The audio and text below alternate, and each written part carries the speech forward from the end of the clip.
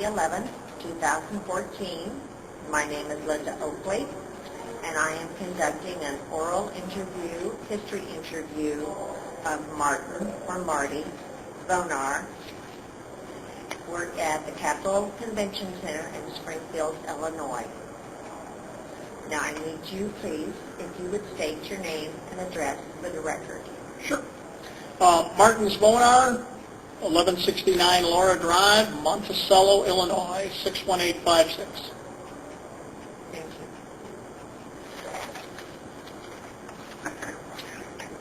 Don't worry about it. I'll run out of paper. Don't worry about it. I'm writing on a disk as well as computer. Okay? So tell us a little about growing up, your parents, siblings. Well, I was born in Chicago, July 26, 1939. My father, who I was very, very proud of, came over from Czechoslovakia at the age of 16, all by himself. He managed to settle in the Cicero-Berwyn area just outside of Chicago. Met my mother of the same nationality, and at the time, I was an only child, and she could not have any more, so I grew up by myself. My dad only had a 6th grade education. That's all they had to offer back then in Europe, but he became a naturalized citizen. He had kind of an accent, and he learned the tool and die maker trade, and spent all of his life as a machinist. Was your mother from the United States? Mother was born here in Chicago, same nationality, same background. One of the things that I barely remember is because I grew up in an ethnic neighborhood in Chicago, everybody spoke Slovak. And one little funny story is when I finally got to kindergarten, I came home one day with a bloody nose and a black eye. And my mother rushed to the grade school, wanted to know why, and she was told that nobody could understand me. So the kids really got on me. I learned English overnight.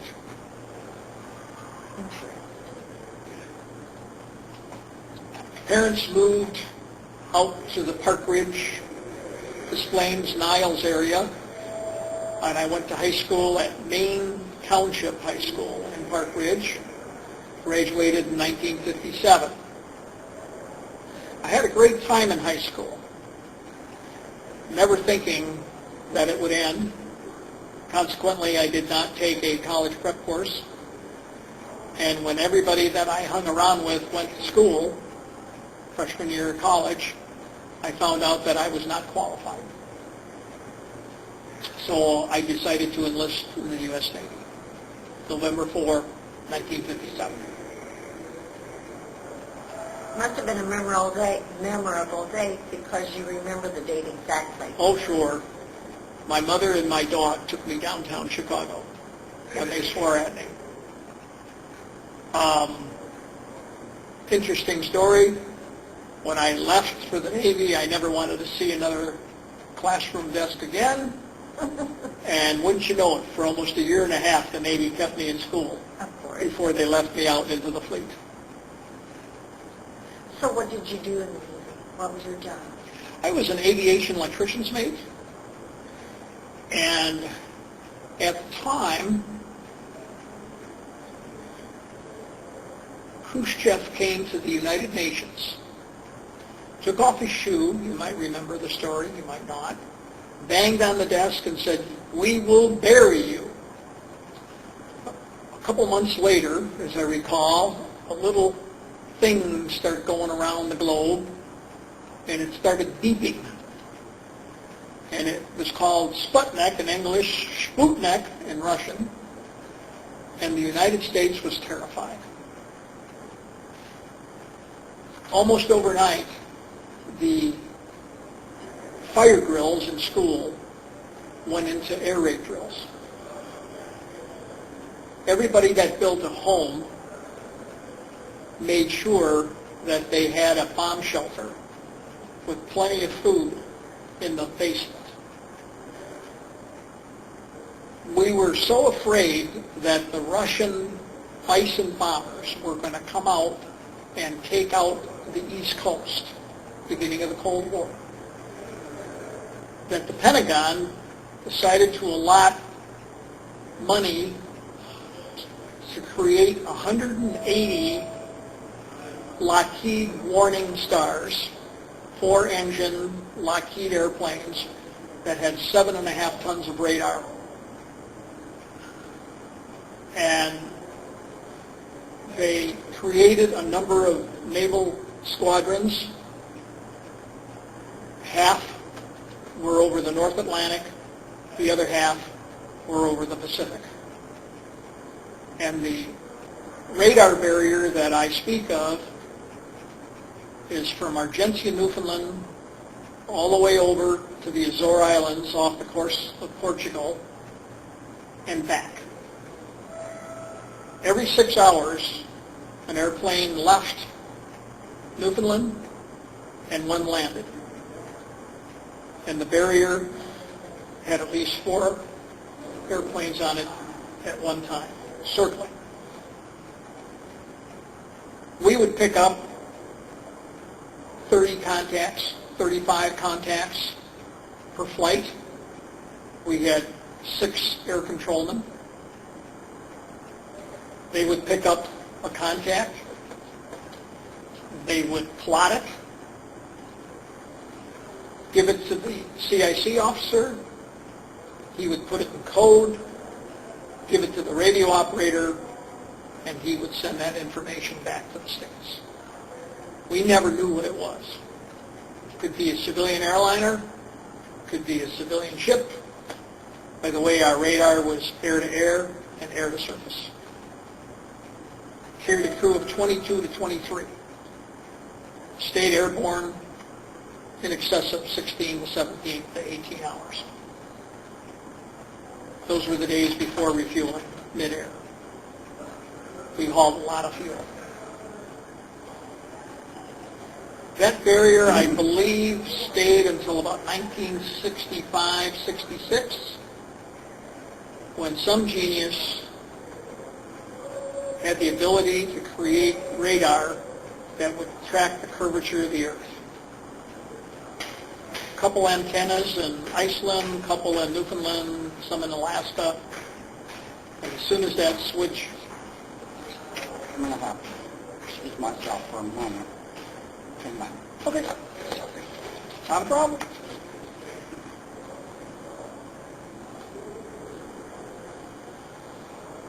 Remind me where I was. So far, so good? All right.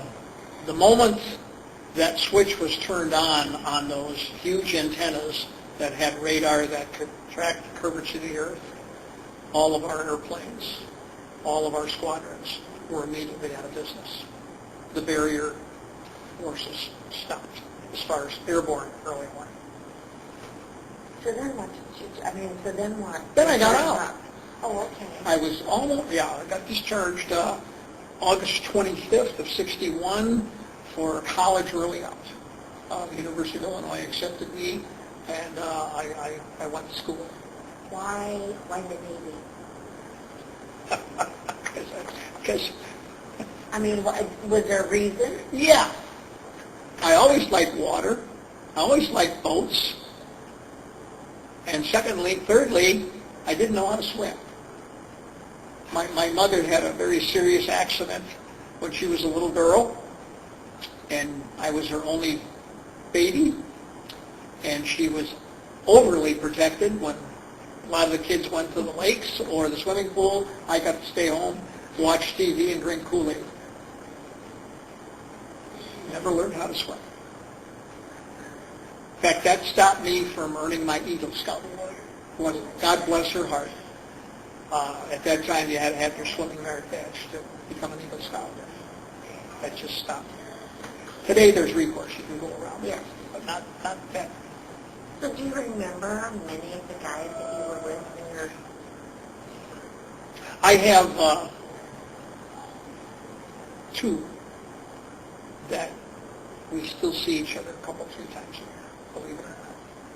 Mostly on Veterans Day. We go to each other's home. Are they close? Or Jacksonville, Florida, Anderson, Indiana. Yep. So now, did you serve through boot camp with them, or did No, you met serve them- with them when you were in the station? Met them when I entered VW-13, which was my squadron. Well, how long were you in Newfoundland? We had a pretty good deal, something called preferred sea duty. We had a cycle of 5 weeks, 3 in the States at the Tuxet River, Maryland, where our squadron was permanently stationed. And then the barrier took 2 weeks, and we flew to Newfoundland and flew 7 barriers during that period. And then we came back to the States, cruise rest, got the airplane back up, and flew back up there again 3 weeks later. Continuously rotation. Half of the barrier force was stationed up in Argentia, Newfoundland. A fourth of it, my squadron flew VW-13, and the other fourth was our sister squadron at the Tuxet River, VW-15, who flew the other 25%. So how'd you keep in touch with your family? I mean, All I had because was of all course I they didn't had. have cell phones. All I had was a mom and dad.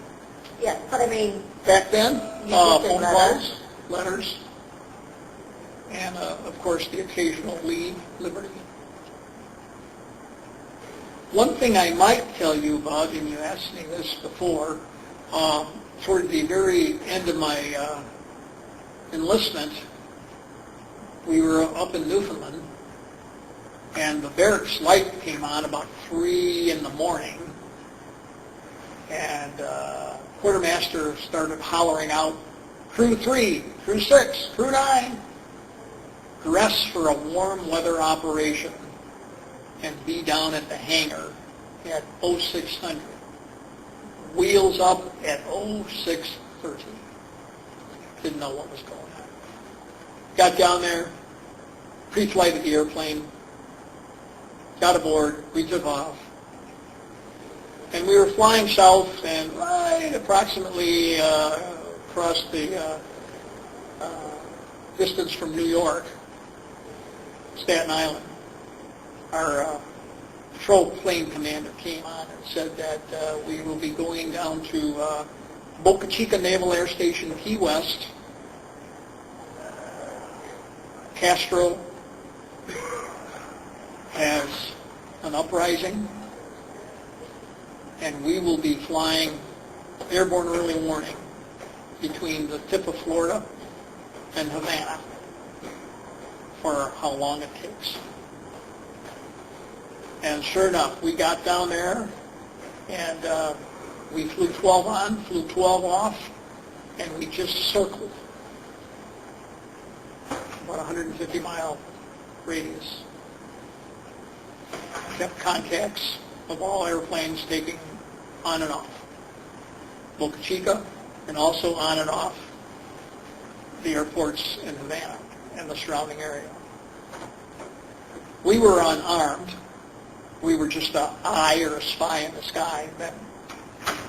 We had a flare pistol in the rear compartment and a flare pistol in the cockpit, and that was it. We did that for 3.5 days. And of course we lost that one because at the very end, President Kennedy withdrew all air cover from those Cuban brigades that were trained in south part of Miami, Florida. And they got caught with their pants down. And Castro overwhelmed them, threw them in jail, killed them, whatever. But that was probably the only really harm's way episode that I had in my less than 4 years, other than the weather over the North Atlantic. There were a number of occasions when we would have to feather an engine a couple, 300 miles out. That airplane would fly just fine on 3. However, there were times when we feathered one and another one of the 3 was starting to spit and cough and sputter. And at that time, we were told that it could fly on 2, but we'd have to open the back hatches and start pushing stuff to become lighter. And if we did go down into the North Atlantic, we had our flight suits on, we'd have to get in a raft because within 17 minutes, having 33-degree temperatures, you would have hypothermia and you would go unconscious. So that was always kind of in the back of your mind. But, you know, all of us were young back then and we were immortal and nothing could hurt us. And that's why young fellas fight wars and not old guys like me. So you went to school, you came back, you went to school on the GI Bill. Yeah, I got on the GI Bill. I was accepted at the University of Illinois and earned my bachelor's and my master's. And liked aviation an awful lot.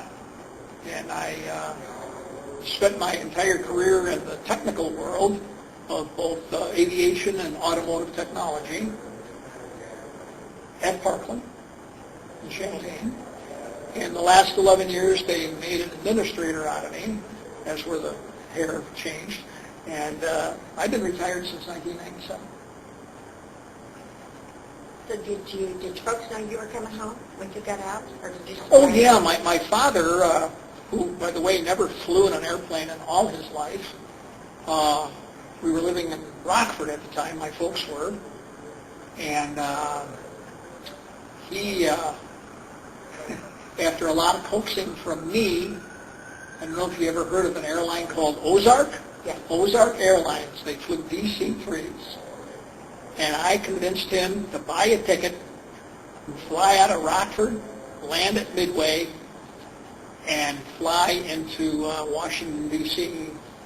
I had a car in my last year in the Navy and thought that he and I would have a great time driving back home together to Rockford from Washington. And we did. We stopped at Gettysburg and a number of other places. So you've already talked about what you've done at, but now you are affiliated with what organization? Oh, the American Legion. Is there any other? No. And why did you go with the American Legion? Well, I wanted to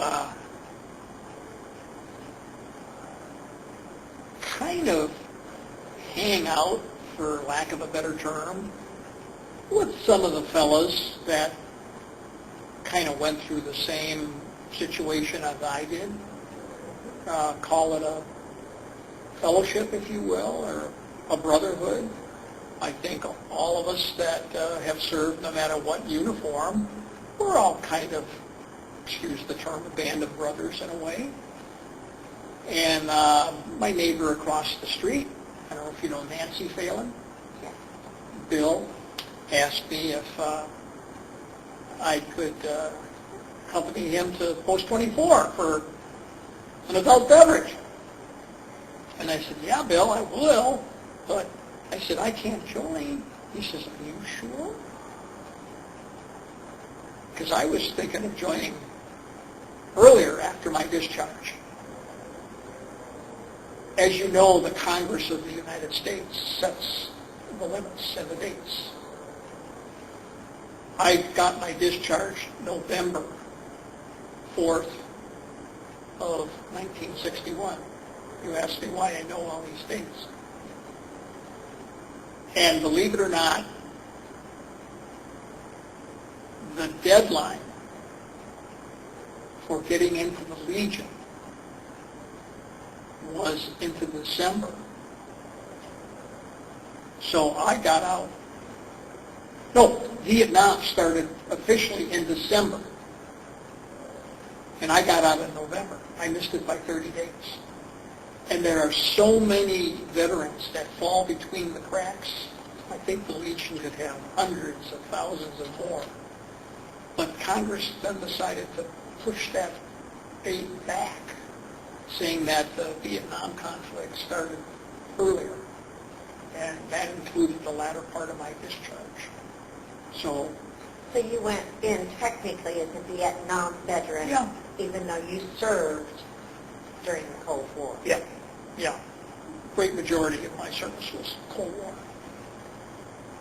which, again, was kind of scary to a lot of people.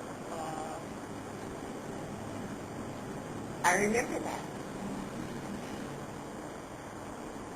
So when you went to school, you joined the Navy, sent you to school. So now did any of the gentlemen that you went to school with, in your training, did they go with you also, or did they go elsewhere to different places? Oh, when we got discharged?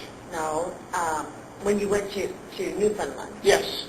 I mean, were you all in the same group, and then the whole group went, or did you go to school and after- some went this way and this way? Yeah. After I got out of boot camp, I went to Norman, Oklahoma for a 2-month, what they call P school, Airman P school, prep school. Okay. And they kind of separated the wheat from the chaff there. And they told us that if you don't pass prep school, again, talking to a guy who never wanted to sit in another classroom desk in his life, that you would probably wind up in one of those floating canary cages pushing birds around on the deck. I studied, and I got through P school okay, and then they sent me for 16 weeks to Naval Air Station Jacksonville, Florida for aviation electrician's A school. And after I got out of A school, then my orders were cut. Our class went, majority of them went to airborne early warning because that was the big deal then. But other members of my class went elsewhere. What about some of the guys that you worked with, or you were in the military with? I mean, did you have any funny experiences or scary experiences other than not having enough fuel to get back? Well, we always had And things that you remember that no, we stand out. We always had enough fuel to get back. It was the engines that coughed and sputtered a little bit that kind of gave us a little bit of a scare. Plenty of fuel. Funny? Oh, jeez. What was the weather like in Newfoundland? Horrible. It snowed sideways. It was cold. We sailors were bundled to the hilt, especially in the winter months. The Noofs, if you will, quote unquote, were a hardy people. They came past us, zippered halfway down, light jackets, white complected skin, lots of freckles, and they were as hardy as oak trees.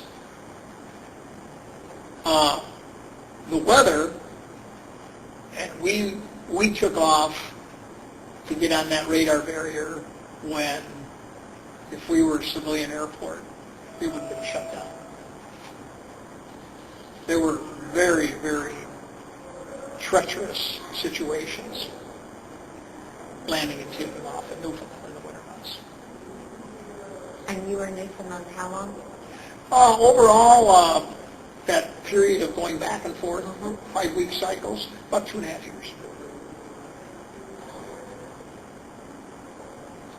Do you have any regrets of things that you didn't get done when you were in the military? Or that you didn't see or that you didn't experience? No, I got everything I wanted, plus. I will tell you one thing and share this with you, that out in the middle of my tour, we had a captain's inspection at Patuxent River, Maryland. And I had just earned petty officer 3rd class, so I was in charge of 3 other young fellas to go up to the 2nd deck and polish the brass in the head, bathroom, washroom. Yes. And I remember as clear as day.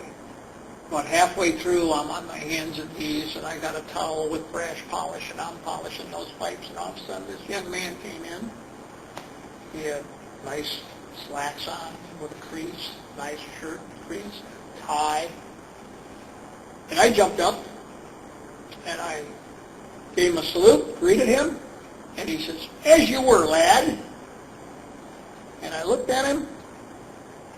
I don't even think he even shaved yet. But I noticed he had 2 little butter bars on his collar. And it was almost like a streak of lightning that came down from the heavens. What is the difference between that fella and me? And it hit me like a ton of bricks. He's got an education. I don't have squat. He lives like a king. I live like a peasant. That's my interpretation. And that was the little gong that rattled my wee brain and said, you know, I got 2 years left in this Navy, but I'm going to do something about going to school. And I took a couple of USAPI courses, United States Armed Forces Institute, and took one in English, took one in algebra, and they worked well because I managed. I was able to receive a letter of acceptance from the University of Illinois, Champaign-Urbana. A couple weeks. Well, I'll tell you this story too. I was the military services will let you out 90 days early if you get a letter of acceptance to an accredited college or university. I got my acceptance. I was supposed to get out 1st of August, and then all of a sudden the Berlin Wall came up, and the Pentagon froze all enlistments as far as getting out. Everything was locked. And I was wondering, what do they need a sailor from the middle of Illinois because of some wall going up in Berlin? So we were put on hold for a good 2 weeks. Finally, I got a call from the admin office upstairs, 2nd floor, back of the hangar. My release papers came through. I think I still had my uniform on when I sat down in my 1st class. It was, oh, cup of coffee. But it worked out. Would you go in the Navy again? Yes. Would you have stayed in the Navy or gone to a different branch? No. You had good experiences. Yeah, I'm a sailor, true blue. In fact... And did you learn to swim? Oh, gosh, yes, you had to. Okay, all right. In order to graduate from boot camp at Great Lakes, you had to pass certain amounts of things. They taught me how to swim. It was not an enjoyable way of doing it, but I stayed up on the top of the water, let's put it that way. You asked about the Navy. There was by the way, I can tell you that Nan is my second wife. We've been together almost 25 years. And I met my first wife on the campus of the University of Illinois. And I had a friend who was going to NROTC. And he said, Marty, come on with. See the drill. And, okay, so I went with him one Friday afternoon, and all the midshipmen were marching around. And all of a sudden, one of the professors came up to me and said, are you Mr. Zvonar? I said, yeah. He said, I hear you got 4 years of Navy in your background. I said, yeah. He said, when are you going to graduate? I said, well, I'm into my junior year now. And he says, why don't you come see me next week? I might have a deal for you. So I did, and he said, you know, and this is Vietnam cranking up now, and he said, we're going to need a lot of aviation maintenance officers. And he said, you know, you get your education on your own, and we can send you to OCS as soon as you graduate. So the young lady that I was dating and madly in love with at the time, I kind of told her about this. And she looked at me and kind of said in no uncertain words, I don't want to get anywhere further away than 150 miles from my mom and dad. Okay. And I had a decision to make. And the more I thought about it, Vietnam cranking up, I thought, you know, I paid my dues. And she was something special. 18 years later, but yeah. So, yes, to answer your question, I would have certainly gone Navy. Anything else that you would like to share? Any experiences, any other stories? Anything that maybe you did in Newfoundland with any of your... What did you do up there? I mean, what did you do up there on your off hours? Well, when we had Other than sleep? we slept. At that time, the Marine Corps and the Navy had what they called smokers. Boxing. And we used to go see the fights. And at that time, you could get a pack of cigarettes for $0.10 and a can of beer for 15 cents. The movies were always there, $0.10 to get into the movie shows. We played a lot of acey-deucey, cards. And when it was spring, summer, and fall up there, often, I had a couple guys that were past Boy Scouts. We rented a canoe, and we paddled the bay, Argentine Bay, and went fishing. Beautiful country up there. Water and rocks, but it's beautiful. I say when you say Newfoundland, all I can think of is ice and snow. That's the reason I was asking, what do you do up there? But very, very pretty in the summertime. Yeah. And you don't perspire. The bases have gone now. It was decommissioned many, many years ago, and everything, from what I hear, is level. So do you have reunions? Does your squadron have reunions? We had all Connie Squadron reunion. We've had 5 of them so far. And I was asked to be master of ceremonies at the first 3. And I had a great time. We had over 800 at the first one, 600 at the second one. Third one was about 300. We thought maybe we're having them too often, or they're starting to decrease. But I think I'm done with reunions and hard. I don't know that I have any questions other than if you have anything else you want to add.